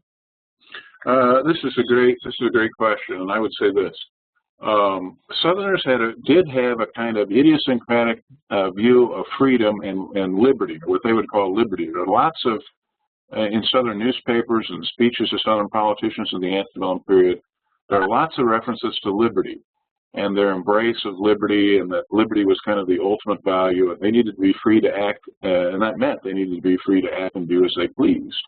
And that was the essence of the American system. Well, their definition of liberty included their right to own other human beings. It's somewhat paradoxical, but they felt strongly that their liberty would be infringed if there was any suggestion that they could not continue to have slaves and continue to benefit from the slave-based work system, plantation system, although, you know, in some respects it's the small farmer system as well, because some slave owners only had 1 or 2 slaves that worked in the fields with them. But at any rate, the point is that their definition of liberty was shaped by the institution of slavery. It was extremely idiosyncratic and seems obviously paradoxical to modern students. I mean, how can you be in favor of liberty and be constantly exalting liberty as a value when at the same time you own other human beings and benefit from their labor without in any way meaningfully compensating them? It's really a great paradox. And as far as the question of what, can we stay on that for a minute then? Yeah, go ahead. Absolutely, yeah, jump in. You can see how logically the Southern answer to that dilemma of liberty, and including liberty to own other human beings, actually ends up meaning that there are some human beings who happen to have dark skin, blah, blah, blah, to whom that idea of liberty does not apply.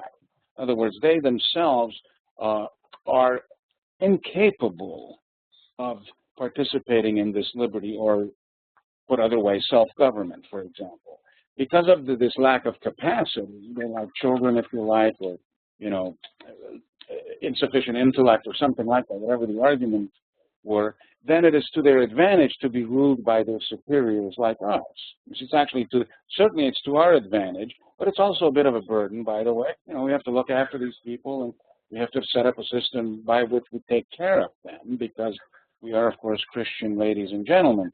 But they cannot, they are incapable by nature of ruling themselves. So you pull them out of the matrix, you see. That they were not pulled out of that in the beginning. I mean, nobody really made that argument, and if I'm wrong, I want to be corrected. No one really made that argument in the beginning of the country, in the founding period, that there were some people who were incapable of governing themselves. It was all men equal. No, that's quite right, and that goes to the question of you know, what did Jefferson mean to exclude people when he wrote the Declaration? I don't think that he did. I mean, Lincoln makes the argument that Jefferson places natural rights in the, and by the way, Lincoln sees the founding. I mean, I think Mark Neely's quite right, that Lincoln sees the Declaration as the true founding document of the country and puts more primacy on it than the Constitution. And Jefferson puts that natural rights paragraph into the Declaration. I don't know that he necessarily, at any point, he intended to exclude anyone. What he was doing was putting in what he considered a noble and fundamental principle that made the United States different and unique. It's one of the explanations for American exceptionalism. That we have as a founding document the idea that all men are created equal and they're endowed by a creator with certain rights that government cannot take away, that you possess just by existence.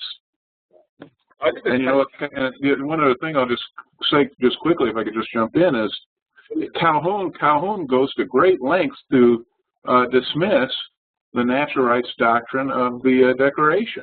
Absolutely. He's constantly at pains to say, oh, Jefferson just threw this in as kind of a literary or verbal bauble. You know, it sounded nice and it came trippingly off his tongue. But everyone knows that you know, there's no real equality among men. There are different classes, and it ever will be so, and it ever has been so. Right. Well, that's fantastic, and that reminds me again of Lincoln's real critique of the Kansas-Nebraska Act, which is again, you know, he says in the speech on the repeal of the Missouri Compromise, that declared indifferent, but I must think this covert real zeal for the spread of slavery I cannot but hate. And he lists the reasons he hates the Kansas-Nebraska Act as it's being applied here to the question of slavery. First thing he says is, I hate it because of the monstrous injustice of slavery itself. And then it goes on to deprive our republic example of its just influence in the world. But in the end, the last critique is, it has led so many good men, and your statement on Calhoun made me think of this. It has led so many, really good men amongst ourselves into an open war with the very fundamental principles of civil liberty, criticizing the Declaration of Independence and insisting that there is no principle of action but self-interest. And that, to me, seems to be the real difference in the way the Southern mind thinks about slavery as it emerges after 1820, and even the way the Southern mind was, say, in the 1770s, maybe the 1790s. And Peter touched on this earlier. After 1820, the fundamental justification for slavery in the South was there are certain people who, by nature, Peter, as you said, by nature are incapable of self-government. And what that means is they are permanently incapable of self-government, and therefore slavery is their right and natural position.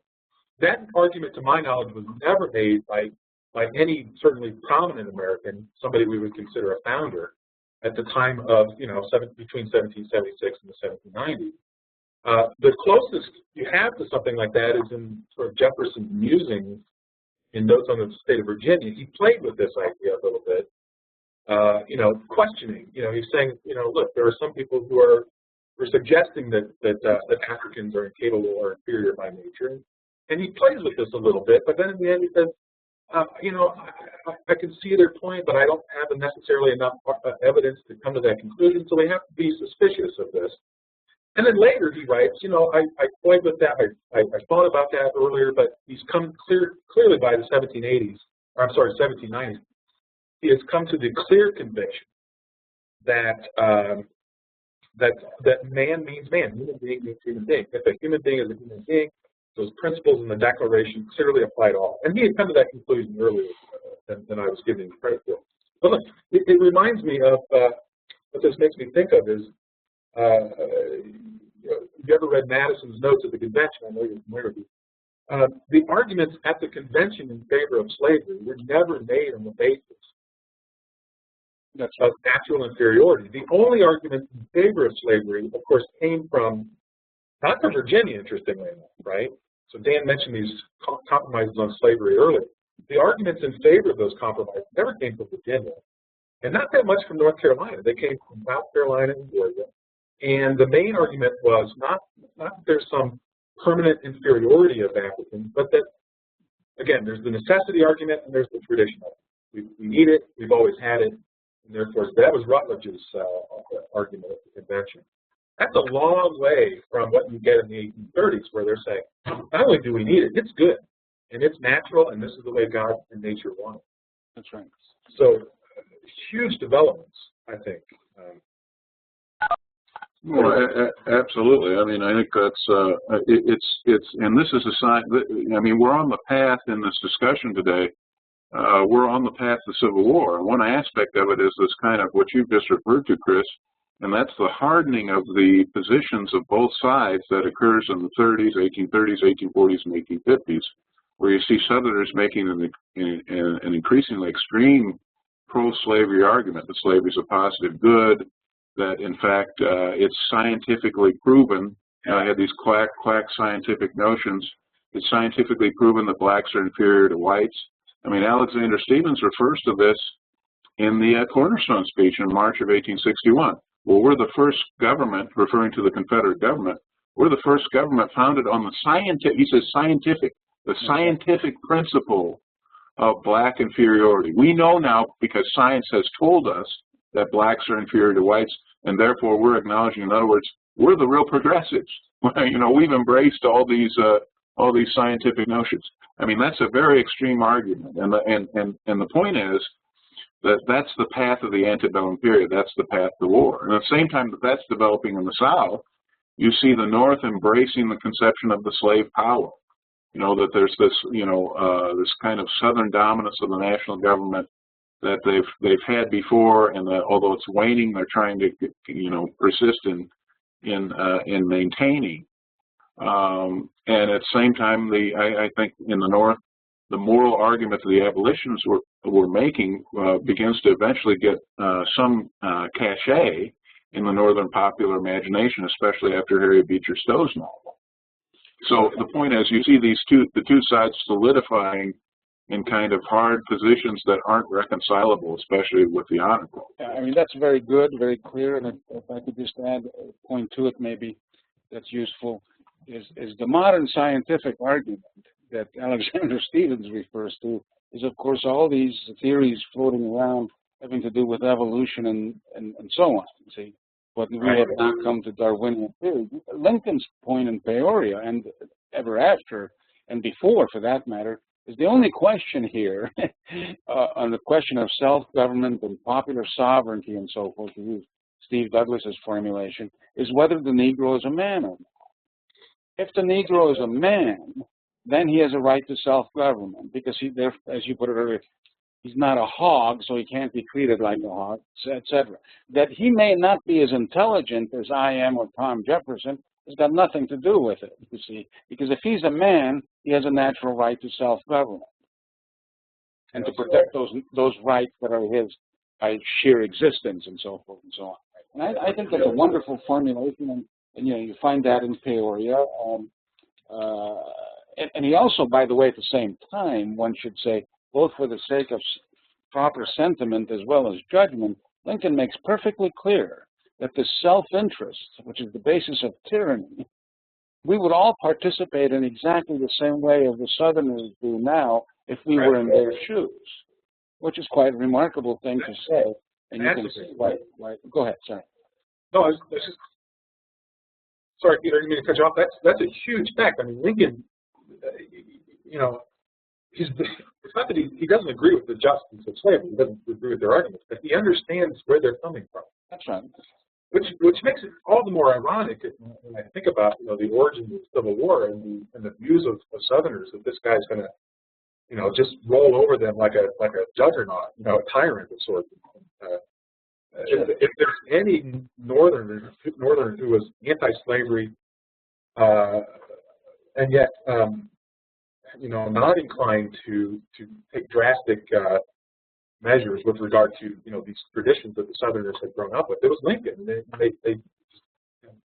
maybe got caught away with their passions. I've always wondered what blinded them to, you know, this. Why did they really?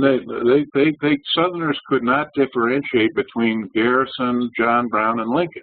That's exactly right. I mean, and it's tragic because there was a huge difference between them. All Lincoln was saying was, and he said it over and over again, and Peter's quite right in putting his finger on this. All Lincoln ever said was, I'm opposed to the expansion of slavery, and by the way, as Peter pointed out, if I were born in the South, I would be as they are. I mean, what could be more moderate or more you know, accepting of that institution, even though he condemned it as being morally wrong? And yet, from the Southern perspective, they couldn't differentiate between that and John Brown or William Lloyd Garrison, who went around saying slavery was an evil and should be ended immediately. And it's a great tragedy that they couldn't make those distinctions between different degrees of anti-slavery sentiment. Very good. I think that's wonderful. Yeah, that's great. Blinded in a sense by the passions that we started with, you know, back when we were discussing the 1820 compromise, right? You know.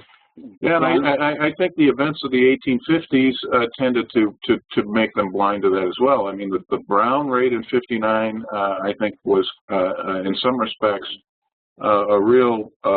really harmed Southern Unionism. This is the point David Potter makes in his magnificent history of the antebellum period. I mean, Southern Unionists were just really taken aback by the Brown raid, and they didn't. And again, they didn't recognize that Brown was this isolated fanatic. He did not represent broad opinion in the North. It was just Brown and 22 men. But to them, this was somehow representative of what everyone in the North thought, which was terribly wrong. Yeah, Peter, go ahead. No, I'm you know, one of the many things I like about what we do here on Saturday morning is the three of us is that, you know, I always say to myself, you know, what are you thinking? Why don't you just stop everything you're doing and become a student again in the most ordinary sense? I love to listen to you guys talk. Every time you open your mouth, and even Monroe teaches me something. I mean, come on. I like Colt and Tyler. Who the hell is a Tyler? I don't understand. Even from him, I know. Really very clear articulation. And I think as again, as students and teachers, and when that statement that the Southerners couldn't distinguish between those three ways, Lincoln's sort of extraordinary moderation, upholding a moral principle, the sheet anchor of American republicanism, can't distinguish between that and John Brown and an extreme abolitionist is a critical point. And if you study that and throw that around a little bit, you'll see a lot of, and why can't they distinguish about it? Well, because I mean, the argument would be more philosophically is because if you put a golden eagle over the statement, you can't read anything. You see what I mean? The self-interest and the passions were so engaged that their mind was clouded by this. Very interesting, and you can see what the consequences are. The other thing I would say about this issue too is keep in mind that many people in the not only in the South but the North were functionally literate. They could read a little, they could write a little, but and they did follow politics as much as they could. But they were also, most of them subsistence farmers or farmers who sold some parts of their crops to get some money. So they parachuted in and out of these debates and followed it as closely as they could. But the point is, it was difficult. It would be difficult for them to make or to differentiate between a Brown and a Lincoln. They simply didn't possess the kind of education and the time for reflection that would enable them to do that. Yeah, fantastic. Very good. We have so many great questions coming in, so I want to get to as many as possible before our time expires here. Let me start with this one, since it's sort of along the lines of what we've been discussing. How should I respond to students who say that not all slave owners were evil, because some of them, of course, claim to take good care of their slaves? So how do we respond to this positive good argument? How should a teacher address this point that a student might bring up in class? Well, look, I mean, here's what I would say about that. I think that you have to, slavery as an institution was evil. That's it. So if there are different degrees about how, one slave owner beat hell out of his slaves once a week, the other slave owner beat hell out of his slaves every day, does that make the one slave owner who beat hell out of his slaves once a week a better man than the one who beat him out every day? I don't really think so. I think it was a bad institution. It was morally wrong. So, I don't know that I even get into the discussion with a student about degrees of evil. I mean, I would just say, look, some slave owners treated their slaves worse than others, but fundamentally we know that it was morally wrong. Yeah. And by the way, by the 1830s, can I say something about that real quick? Sorry, Chris. Hold on, somebody's at my door. Hold on, it's all yours. Go ahead. Oh, okay, I was just going to say, I mean, again, it seems to me that, Dan, you can say more about this as well, but the treatment of slaves got progressively worse. At least this is Lincoln's argument, right? The way slaves were actually treated by their owners became progressively worse throughout the 1830s. But this is why even Jefferson, who had slaves, and by all accounts treated his slaves very well, there was none of the sort of violence and mistreatment that took place on a lot of plantations later. Jefferson still admitted, as we've seen in his letter, right, that it's unjust. Slavery is unjust. He admits frequently that he's engaging in an act of injustice here, even though he treated his own slaves, again, relatively speaking, well. But the reason it's unjust is because he deprived them of some fundamental natural right that all human beings are entitled to. So, as you were saying, Dan, you can be nice to your slaves all you want. The fact is, they still are violating nature. Well, and this is the morally powerful argument that Lincoln makes. I mean, Lincoln says in the debates with Douglas in 1858, I think that the black man is entitled to the fruits of his labor. And this is what was fundamentally unjust about slavery as an institution, was black men and women worked and gave the fruits of their labor to a white man. And that's fundamentally unjust. I mean, we all understand that when you work and labor, you are entitled to what you have earned. You are, and giving that to another person and getting nothing in return is morally wrong. And let me just say one other thing, and that is this: Lincoln deserves a lot of credit for making this argument in anti-black Illinois. No, I don't know, maybe a lot of the people listening don't know this, but Illinois was a very anti-black state. The Illinois Constitution of 1848 included a clause that was later acted upon by the state legislature that basically denied blacks civil rights in the state. There were all kinds of disincentives for blacks to settle in the state. If a black man came into Illinois, he had to post bond that he would be employed with the local sheriff. And if he wasn't employed by a certain amount of time, he would then be basically forced to either leave the state or to become employed. The point is that Illinois was notoriously anti-black, and yet Lincoln got up in 1856 and 1858, and indeed throughout the run-up to the war, and made this moral case against slavery. I would suggest to you that it probably got him, hurt him more than it helped him electorally in the state. But he made that case anyway, and he deserves a lot of credit. You know, people, you know, as you know, Chris, I'm sure you've had this happen in your own classes. Students often will say to me, well, you know, that Lincoln, he didn't really, he wasn't perfect. After all, at Charleston, he said this in the Charleston debate, but you know, I'm not in favor of black equality. Therefore, you know, we shouldn't really embrace him or necessarily celebrate his life and work. Well, come on. Lincoln was way out on the edge in Illinois politics, making the moral case against slavery. There really was no, you know, there were some people in the audience who probably agreed with him, but there were a lot of people who probably were scratching their heads and saying, well, what in the hell do I want to support black equality for? I don't like black people, and I don't want them to be near my farm. Okay. So, you know, he deserves, in other words, the bottom line is he deserves a lot of credit for making that moral case. It's a fantastic point. Can I come back in for a second? Please. I apologize. I just left for a minute. I agree with everything Dan just said. Quite good. Back to the question of what do you tell a student who asks about the evil of slavery and so on. Here's what I would tend toward. I'm not going to give a full articulation of it. I'm not sure I'm capable. But, you know, Lincoln never called slavery evil. He called it a moral wrong.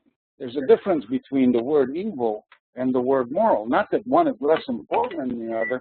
One is a theological term more than anything else, and it's evil. And it's very difficult to make arguments with regard to what is evil and isn't evil, and have it transposed into the world, the way we act and the way we vote and the way we make decisions as politicians and statesmen.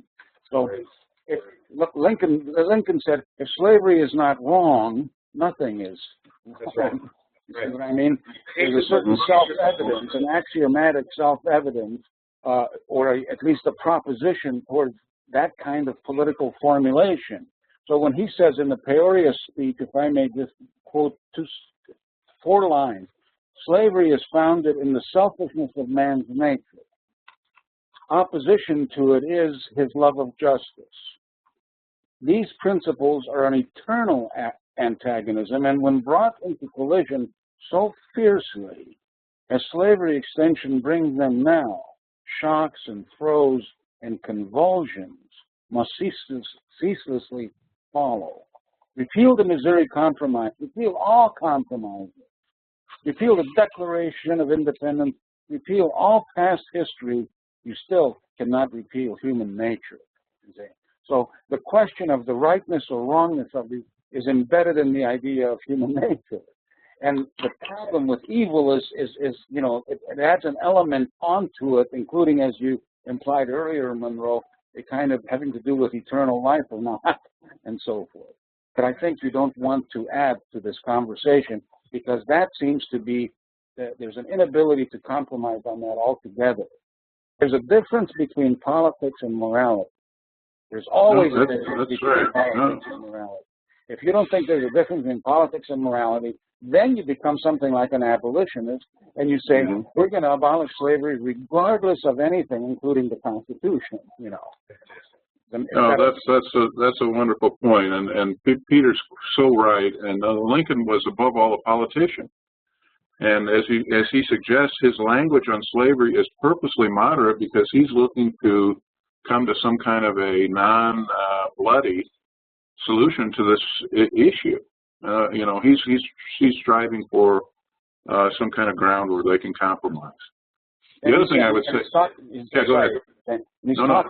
He's talking to people, not only in this week, but over time, of course, to the secessionist Southerners, to people who are Americans, you see, from his point of view, and are going to and ought to come back to the Union. So you don't want to, you know, my temptation, of course, would be to hang them all. You know, they're all traitors. You know, I'm making this up, but you see my point. He didn't do that.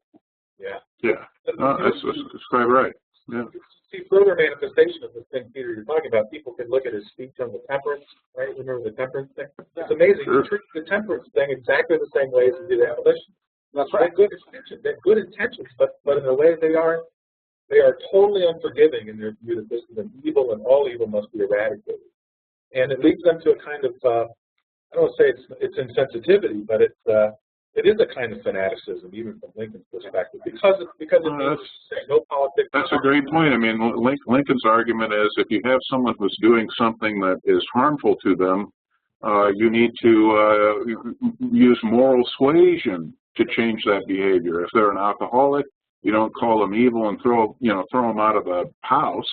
You work with them. You try to ameliorate their condition by moral suasion. And I think you're quite right to make this point, Chris. He approaches slavery in the same fashion. Yeah. You know, he kind of in the Peoria speech, he kind of gently chides Southerners about slavery as an issue by pointing out, well, you know, we think it's morally wrong. As Peter says, he doesn't use the pejorative term evil, and you do too. For example, he says to Southerners, and the proof is, look how you treat slave dealers. Right. You don't invite them to your house for dinner. You know, they're socially ostracized. And look at all the freed slaves that are wandering around in southern cities. You too must feel some discomfort with this issue if you are freeing your slaves. I mean, it's brilliant. It's brilliantly done. Yeah, South Carolina hangs slave traders, pirates, right? Yeah, that's exactly right. Yeah, that's fantastic.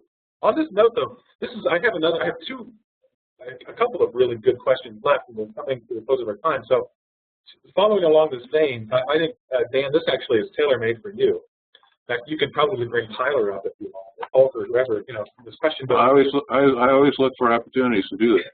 I'm going to modify the question a little bit because I think it's really good. What was the role of presidential leadership, or lack of it, in the development of the sectionalism and ultimately the crisis that resulted? What's the role of presidential leadership in this? Well, I mean,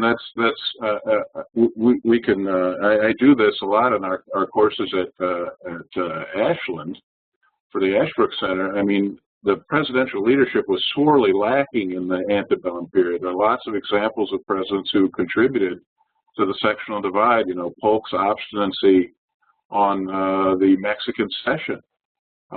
Taylor's insistence that California come in and New Mexico come in as a free state, which roiled the Southern Whig Party. Basically, after Taylor becomes president of the United States and tries to essentially skip the whole territorial phase, most Southern Whigs leave the party and start to migrate to the Democratic Party, which was a disaster. Franklin Pierce's embrace of the Kansas-Nebraska Act, a disaster. James Buchanan, probably the worst president of the United States, who did nothing to arrest the drift into sectionalism, and then during the secession winter, really took the side of the South. I mean, Jean Baker has a great short biography on Buchanan, in which she makes, I think, a very cogent argument that Buchanan had a kind of had kind of been imbued or embraced this kind of plantation culture of the South. You know, his roommate when he was in the Senate was William King of Alabama, who was a big plantation slave owner. Buchanan kind of embraced that kind of Southern ethos, thought slavery was just fine. And then when the South seceded, as you know, if you've read his message to Congress in December of 1860, Buchanan essentially says, well, I think secession was justified because every Southern mistress goes to bed at night and wonders if her slaves are going to rise against her. And that kind of fear is a product of endless abolition agitation. Therefore, I understand why they're seceding. I mean, and then by the way, I can do nothing to stop this as president. I mean, there was a pronounced lack of presidential leadership all through this, and indeed not only lack of leadership, but the presidents, various presidents, took actions that exacerbated the sectional divide, that led to increased feelings of bitterness on the part of the North and the South. I mean, someone should do a book on that, on how the presidential contributions to the sectional divide. Someone should right do there. that who's actually written on some of these useless characters. Yes, there you go. Yeah. Dan, so you're saying, so Buchanan actually had pro-slavery views. And I had always sort of had suspected that, so I've read some things on that. But what about the political views from which he's coming? I mean, is he coming from this long tradition of thinking of the president, even the national government as a whole, as having a very limited role in any of these sorts of things? Is his lack of action the result of his belief that there is an interpretation of the Constitution, and that again, there's actually very little the national government should do with regard to these things? Well, this is a great question, and Buchanan is a bit of an enigma, but I will say this: Buchanan was very strong Jacksonian Democrat. He used the presidency. There's something of a myth, and I owe my thinking on this in part to Gene Baker's fine book. It's something of a myth that Buchanan was this kind of doddering old fool sitting in the White House like Nero while the country burned down.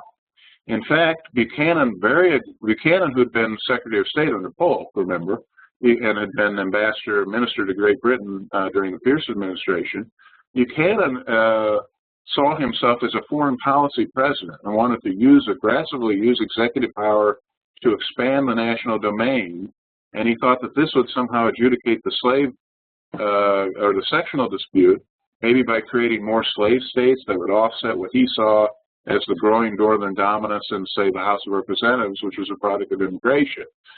So Buchanan, although Buchanan was a small government Jacksonian Democrat, he was, somewhat paradoxically, very aggressive in his use of or his advocacy of foreign adventurism. Buchanan, for example, sends the army to quiet the Mormons in Utah in 1857, the Mormon War. Buchanan tries to engage in various escapades in Central and South America. None of them come to fruition, but it wasn't through lack of trying on his part.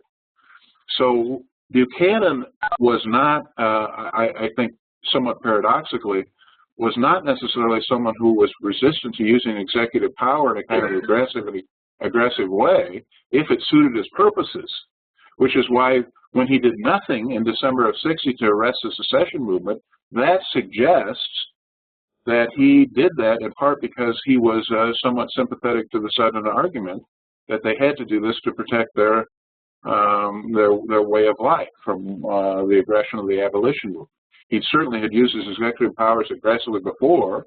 He had the example of Polk and Jackson before him to act upon, and yet he suddenly becomes this kind of, I can't do anything, hand-wringing, literal constitutionalist in December of 1860. So my suggestion would be his actions then were a product of his sentiment rather than any kind of Jacksonian constitutionalism. Yeah, that's fantastic. That's fascinating too, because he's not really. Jackson took decisive action to preserve the Union, right? Absolutely. His proclamation on nullification, and in his justification of it. The other thing, by the way, just if you don't mind me mentioning this, the impressive thing I really find about the proclamation by Jackson is how long it is. Because a lot of presidential proclamations are very short. This is quite long because Jackson actually took the time to make an argument in favor of union. But he's making that argument from the perspective, again, of a sort of limited government Democrat, limited national government Democrat. And yet he's able to strike a balance between the two. He's a strict constitutionalist in a certain sense, and yet here's the proper understanding of the union. Well, and the great tragedy is that Buchanan has that template right in front of him. All he has to do is pick up the Jacksonian template. He could have literally, paraphrased Jackson's speech and thrown it out there in December or November of '60, and gosh knows what would have happened. Maybe the whole thing would have been a fizzle, like it was in 1832. But he doesn't use it at all. I mean, it's just baffling. And the only explanation I can come up with to his action is that he was sympathetic to the Southern grievances. And possibly bought into the whole Calhounian argument about the justification of secession and these sorts of things. Absolutely. Yeah. Fantastic. Thank you. This is very good. We're closing in on the end of our time, so I'm going to throw out one last really good question. It's a broader question, so both of you please feel free to tackle it any way you like, if you want, or talk about whatever you want. Can you connect developments in let me do it again. You connect sort of sectional developments in northern and southern culture in the antebellum era to post-Civil War developments like the rise of progressivism and even Jim Crow law. I mean, are there vestiges, are there remnants of this sectionalism even after the Civil War? Or to put it another way, are there elements of post-Civil War American society that are left unresolved by the outcome of the Civil War that have their roots in antebellum America? Well, I mean, I don't. Go ahead, Peter, if you want to take it. Well, I'll just say something simple about that. That's a really hard question. Tough, yeah. The one that's clear to me, and again, am I right? Dan can correct me if I'm right. The Civil War was, of course, an extraordinary event and a traumatic event. I continue to be surprised in my own, naive way about the various players that became politicians, 30 years after the war, turn of the century and so forth, from Oliver Wendell, we can start naming them, that became progressive politicians and moved in a direction that surprised me. And in part, that direction was the result of the vehemence of the war, this most bloody war between brothers and so forth, which at all costs they sort of wanted to end. So, for example, this is a little loose, but, the founding of things like the American Historical Association, the American Political Science Association, and so on, are related to this because organizations were beginning to set up by veterans, mostly Union veterans, which is interesting, to try to, peace for all time sort of stuff, one.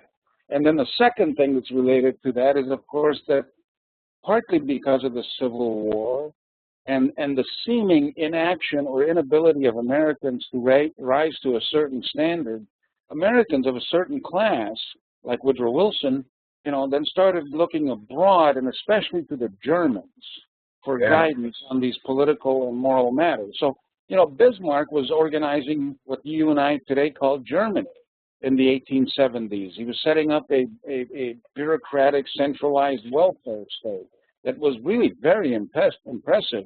And a guy like Woodrow Wilson, as a student at Princeton and then later getting a PhD. And so, he writes on Bismarck. The first person, I think his senior thesis is on Bismarck. That's right. And then he starts looking at something like Abraham Lincoln in the light of this sort of German mode that becomes technically called historicism and so forth.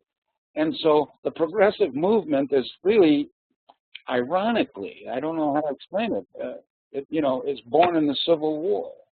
But not because, Lincoln wanted to centralize the country. That's nothing to do with it. Very interesting. It's that natural rights and natural right philosophy that Lincoln stood for somehow degenerated or was not able to make a stand on behalf of itself, the onslaught of the kind of anti-war sentiment. Yes. And the German historicist movement that Americans got themselves caught up in and said, we've got to set up a union, and the only way to do this is through these progressive ends and progressive means. So we're really transforming the country into something that it's never been. Yeah, that's fantastic, Peter. You are. That's fantastic. By the way, what it makes me think of is, again, people like Woodrow Wilson, you mentioned Wilson, they actually started blaming the natural rights doctrines as a cause for a lot of the injustices. Absolutely. It's ironic, but they look at those claims that there are inherent natural rights that place limits on what government should and should not do, and lead to the idea of limited constitutional or limited government powers, strict reading of the Constitution. and they blame that way of thinking on the kinds of sectional or problems that led to sectional divide in the country. They're glad in their mind the Civil War has settled the question about whether those things exist or not. And we now can move forward and prevent this, as you said earlier, right, Peter, prevent these kinds of things from happening again. But it requires us to stop thinking about natural rights, individual rights, and start thinking about collective rights. Because, amusingly, because you see, that's why the Civil War took place from that point of view. Because people were talking about natural rights and natural rights. We're just going to stop talking about that. So Wilson becomes really, explicitly, in his own mind, you know, literally, an anti-constitutionalist. So, you know, he's against the Constitution, as everyone else had understood that, and the things for which it stood. That's remarkable. And then you get the progressive movement. Really, you know, it's really the third American Constitution. That's what you're starting to deal with. Fantastic. Wilson. Yeah, I mean, again, so from Wilson's perspective, it's the arguments over the meaning of the Constitution that contributed, and you know, everything that lay behind it that contributed to the Civil War. We now have moved beyond that. The time is, we are beyond the time of having to ask, what does the Constitution mean? Let's just start asking, what can we do to, you know, bring about this better life, this better world, this better society that the Civil War has made possible. So, yeah. So the argument is no longer over freedom, equality, and freedom, and you know, what are those things, and how can men live free? Liberty. You know, Mark Twain said famously, still not a progressive, you know, Americans are known to be inventors, you know, and we are. We invent all kinds of things, and lists a few things. He says, of course, the greatest invention that we ever came up with was freedom. Yeah, that's right. No progressive talks about freedom. Yeah. Well, it's about security. Gentlemen, any last thoughts on any of this? We're. I think we ought to go. Peter summed it up rather well. Let Monroe go back to his work, because it's so important on these people called, you know, Polk and Tyler, and I don't know, maybe God knows he'll write something on Buchanan. Wow, that'll be impressive, you know. Why don't you go and do that, Monroe? Do something serious. Yeah, Buchanan deserves a good lashing, so we'll see about that. Yeah. It's good to see you. Thanks for having me. It was great to visit with you this morning. Thanks to both of you for being here. That was a fantastic conversation. Very enlightening. And I know Peter said this before. I feel the same way. Every time we do this, I come away knowing a heck of a lot more than I did before. I've learned a great deal. So thanks to both of you, and thanks to our participants for some fantastic questions that really you know, guided our conversation. Just a reminder to participants, you'll be asked to fill out the survey form here in a few minutes. Please complete that and include your address so we can send your letter documenting your participation. Again, I encourage you, if you enjoy these kinds of conversations, I encourage you to consider an online graduate course as part of our Master of American History and Government program here.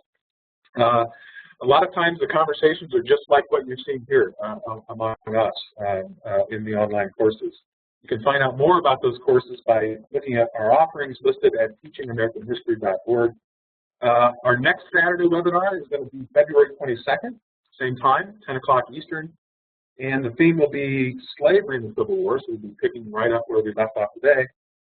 Peter will be rejoining us for that, and Dr. Lucas Morell of Washington University will be joining us. So it'll be another good one.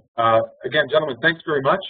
Stay warm, and best wishes to you both. Thank you very much. It's a pleasure. Thanks very much. Thank you. All right, take care, everybody.